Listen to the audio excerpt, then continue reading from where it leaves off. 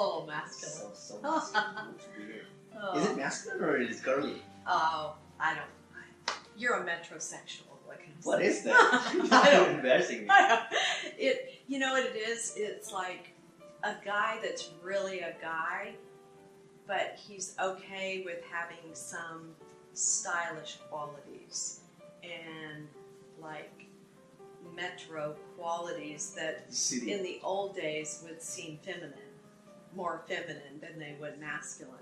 Who cares? I mean, it's I wish I had a little bit like those feminine qualities, those emotional, kindness. I have it inside of me. Yeah, you do. I really do. You have it. But I couldn't afford to exercise those the last couple of years. You had to be tough. I had to be very tough. You mentioned something, Moen, about your feelings. Like when you were going through that really hard time, you're like, I couldn't deal with my feelings at the time. And so, what it sounds like to me is you just couldn't sit there with your feelings. You had to take action. Not only that, let me try to put it into words because the context is not as simple. It was not only feelings, it was this mental pattern of thinking what you have done wrong. And it doesn't stop. Yes, it's that analyzing thing. I know. I use this visual when I think about what my head is doing sometimes when I'm in my head and it's just going around in circles. Yeah. Yeah. And I was extremely tired of letting my brain do this. It's exhausting. Because it's creating the story inside of me. Like, what am I doing wrong? So then you have to create a story what you're doing wrong. Not only that, I was justifying how did I end up here. Yeah. At that point. Yeah. Like, why did I, and then after how comes why, now all of a sudden you're like, why did I deserve this? And you're trying to make sense of this place that you're at. At that point, no matter how much somebody says it's gonna be okay and all that, yeah, it's gonna be okay. I know that, but it's not okay. Right now, it's not okay. Not okay. It is. I'm in this place of continuous mental drama.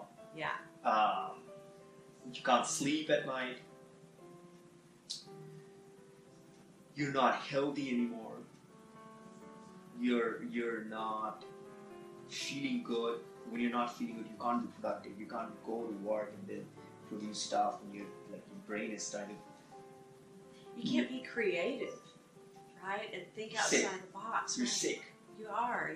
We talk about it in coaching where the best place to be is a neutral mind. Where it's not like way low, not way high. Yeah. Either way, because that's where we're creative and we have energy to create. Yeah. And I already have trouble focusing. I might be ADHD. I don't know what it's called. I really don't care, to be honest with you. But I realized that I had to, maybe if I practice meditation a little bit more, then I could have had a little bit more control over stopping this. Long story short, so it was really exhausting. I don't know if it's called depression or not. I thought I was very tough. Apparently I'm not. Who knows what the definition of toughness is? That was a ridiculously bad timing. I just graduated, no money. I was upset. Really in a bad place. It's a hard time. I lived in this far away from the city. So I had to come back and forth to apply to this job. It was exhausting, I'm tired, no money. Disaster. Yeah. Disaster. No, and the funny thing is, nobody saw that. I did it by myself. Nobody said, "Can we help you?" How can we help I didn't share. I'm not blaming anybody. I didn't share it with anybody. Did you see me? Did you see my face? For the last 6 or 7 months, what was I doing? I was working.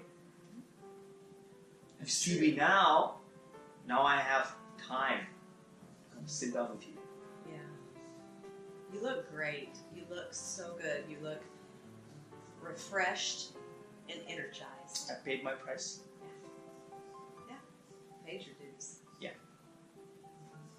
Now you have this energy to take care of yourself and really to care about others also. Yeah, I can take care of other people too if I want to right now. People that need help. Yeah. Wow. So what would you say to young people? Like there's this emerging adult term that's used a lot today, and I like it because it's really technically ages 18 to 25. I like to expand it to 17 to 25 because I think a 17-year-old, they're almost 18. You know, they're so close. And some of them, some 17-year-olds are very mature, and they can really be thinking more like a 21-year-old. And you were probably there because of what you had to go through. So, if you think about the emerging adult, what do you want to say to them?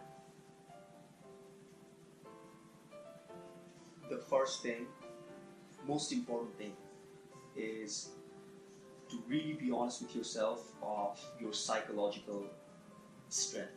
Like, who are you psychologically? Are you in a place of strength, or are you wobbly? Where are you at psychologically? Because by medical school's definition, your brain is fully developed after, like, it stops developing when you're 30.